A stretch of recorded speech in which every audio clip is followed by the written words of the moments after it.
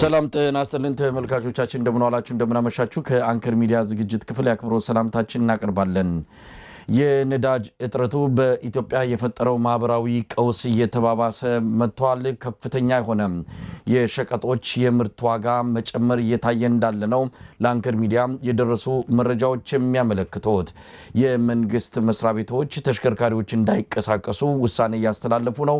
የአዲስ አበባ መንገዶች ባለስልጣን ከ136 ተሽከርካሪዎች ከ80 በመቶ የሚሆኑት አገልግሎት እንዳይሰጡና ሹፌሮቻቸው ረፍት ወጥተው ተሽከርካሪዎቹ እንዲቆሙ ውሳኔ መተላለፉ ታውቋል። እንዲህ አይነት ውሳኔ በየመስሪያ ቤቱ እየተላለፈ እንዳለ ነው ያገኘነው መረጃ የሚያመለክተው። ተመልካቾቻችን ሌሎች መረጃዎችን ይዘን ወደ እናንተ መጣንበትን የአንከር የመረጃ ክፍለ ጊዜ እንድትከታተሉ እንጋብዛለን። ከሰብአዊ መብት ተሟጋች ያሬድ ኃይለማርያም ጋር ነው ዛሬ ቆይታ የምናደርገው። አብራችሁን በመሆን ዝግጅታችን እንድትከታተሉ ግብዣችን ነው። መልካም ጊዜ።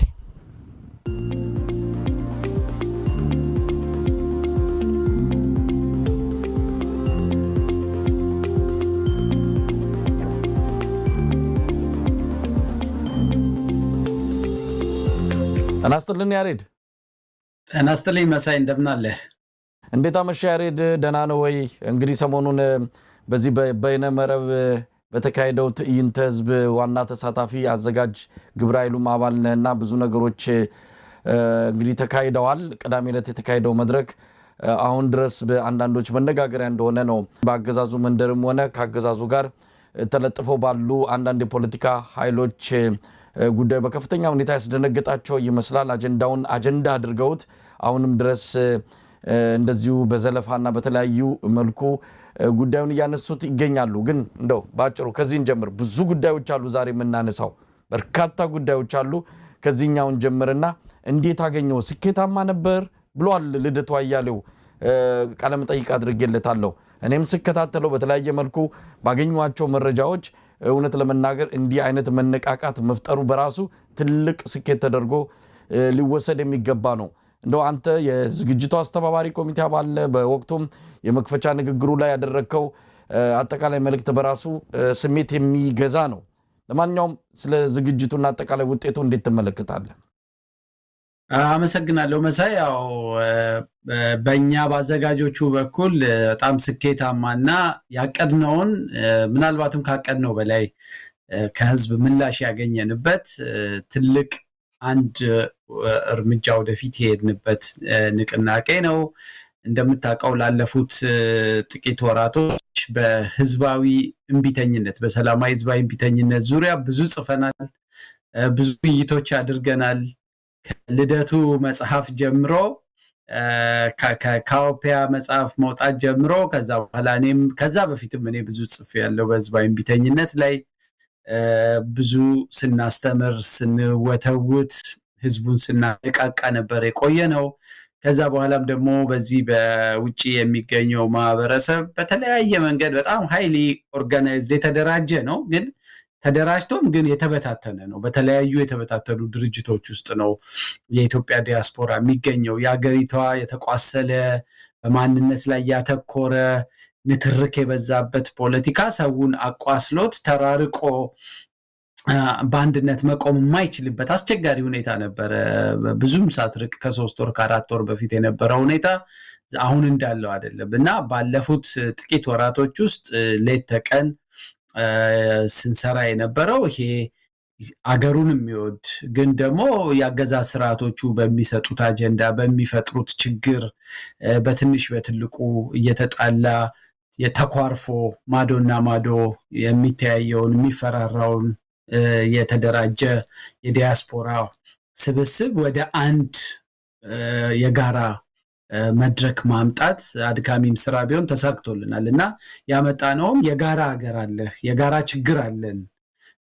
የአገዛዝ ስርዓቱን ጨምሮ ኢትዮጵያ ውስጥ ያሉ በርካታ ችግሮቻችን የጋራ ችግሮቻችን ናቸው። ዛሬ ኢትዮጵያ ውስጥ አንዱ ብሔር ደስተኛ ሆኖ ሌላኛው ብሔር የከፋው የለም። ሁሉም ብሔረሰብ ተከፍቷል። ሁሉም ብሔረሰብ የሰብአዊ መብት ጥሰት አስተናግዷል። ሁሉም የሃይማኖት ክፍል ቆስሏል። ኢትዮጵያ ውስጥ ያልተነካ የማህበረሰብ ክፍል የለም። በኑሮ ውድነቱ ካልክ ከኦጋዴን ጫፍ እስከ ጋምቤላ፣ ከጎንደር ጫፍ እስከ አርባ ምንጭ ወይም ከቤኒሻንጉል ተነስተህ አፋር ብትሄድ ሁሉም ኢትዮጵያዊ እኩል በኑሮ ውድነት እየተሰቃየ ነው ያለው። የአገዛዝ ስርዓቱ የመንግስትነት ባህሪ አጥቶ በመውደቁ የተነሳ በሰላም እጦት ሁሉም የሀገሪቷ ህዝብ እየተሰቃየ ነው ያለው። በፍትህ እጦት ሁሉም የሀገሪቷ ህዝብ እኩል እየተሰቃየ ነው ያለው። በብዙ መንገድ ኢትዮጵያ ውስጥ መከራው በብዙ እጥፍ ጨምሮ የኢትዮጵያ ህዝብ እኩል እያለቀሰ ያለበት ወቅት ላይ ነው ያለ ነው። በእርግጥ አንዳንድ ግጭት ያለባቸው ቦታዎች በደሉና የጉዳቱ መጠን ከፍ ሊል ይችላል። ስለዚህ እነዚህን ሁሉ አካላት ለማን ነው የምትታገሉት? ለራሳቸው የፖለቲካ ኢጎ ነው ወይስ ለዛች ለምትወዷት ሀገር ለምትወዱት ህዝብ በሚል ከሁሉም ጋር ማውራት ስትጀምር ነው እነዚህ በፍርሃት የተገነቡ በየመሃላችን ትላልቅ አስፈሪ የሚመስሉ የክፍፍል ግንቦች እየቀለጡ እየፈረሱ ሁሉም ሰው የጋራ ሀገሩን አደጋ ውስጥ የወደቀችዋን ኢትዮጵያን እየተሰቃየ ያለውን ህዝብ ማየት ችለዋል። እና እዛ ውስጥ የበቀደሙ ስብስቡ አንዱ በኢትዮጵያ ውስጥም ጭምር ከብዙ ቦታ የሰበሰብናቸው አስተያየቶችም ጭምር ትልቅ ያበረታቱን እንደዛ አይነት ዳይቨርሲቲ፣ እንደዛ አይነት መሰባሰብ ከኢትዮጵያ ጀምረህ ከመቀሌ ጀምረህ አዲስ አበባ ከዛ በኋላ ደግሞ አውሮፓና አሜሪካ በሁሉም አይነት ተዋጽኦ ውስጥ ያሉ የማህበረሰብ ክፍሎች የተገኙበት መሆኑ አንድ ጥንካሬ ነው። ጉድለቶች ይኖሩናል።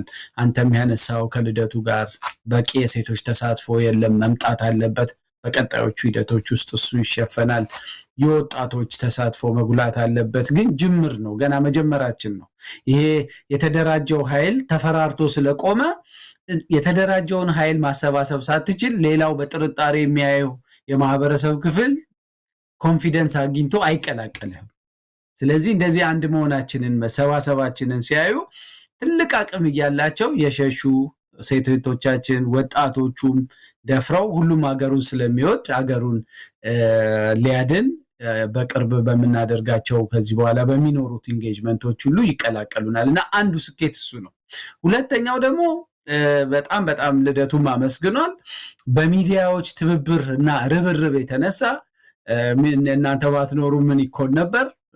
በተሳተፉት በጠቅላላ ሚዲያዎች ርብርብ የተነሳ ኢትዮጵያ ውስጥ ኦልሞስት በአብዛኛው ክልል ብዙ ሰዎች መወያያ ሆኗል። በተለይ አዲስ አበባ ይሄንን ከአዲስ አበባ ዛሬ ጭምር የተላኩልን መረጃዎች የተላኩልን አስተያየቶች ይሄን ብትጨምሩበት፣ ይሄን ብታስተካክሉ፣ እንደዚህ ብታደርጉት እያሉ ብዙ ሰዎች በሁሉም የማህበረሰብ ማዕቀፍ ውስጥ ያሉ ሰዎች ከትግራይ ክልል ጭምር ደስታቸውን እና ቀጣዩን እንትን እንጠብቃለን ብለዋል። ስለዚህ እነዚህ ፖዘቲቭ የሆኑ ነገሮች የስኬታችን ማሳያዎች ናቸው። በዛ ላይ ዝም ብሎ ለአንድ ኢንሲደንት ለአንድ በይነመረብ እንቅስቃሴና ለለንደን አሁን ወደፊት ደግሞ ለምናደርገው የለንደን እና የዋሽንግተን ዲሲ ሰልፍ ብቻ የተደራጀ ኃይል አይደለም። ይሄ ኢትዮጵያ ውስጥ የኢትዮጵያ ህዝብም አገሪቷም አሁን ከተጫናት አንቆ አምቆ ከያዛት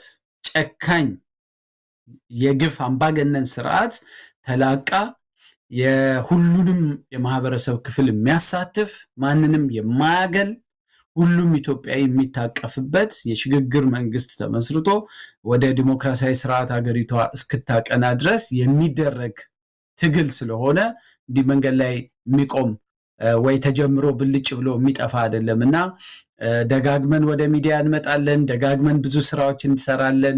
እስካሁን በቀደም ከታየውም የበለጠ የሚያስደምሙ ነገሮች ማየት እንችላለን እና በሚሊዮኖች የሚቆጠሩ ሰዎች ጋር መድረስ ችለናል። ድጋፍም ጭምር አግኝተናል። ይሄ አንድ ነገር ነው። በዛው ልክ ደግሞ የተቃወሙን ሰዎች አሉ። እሱም መካድ ልክ አይደለም፣ መናገር ያስፈልጋል። የምን የሽግግር መንግስት ነው የምትሉት? መንግስት አለን አይደለም ወይ?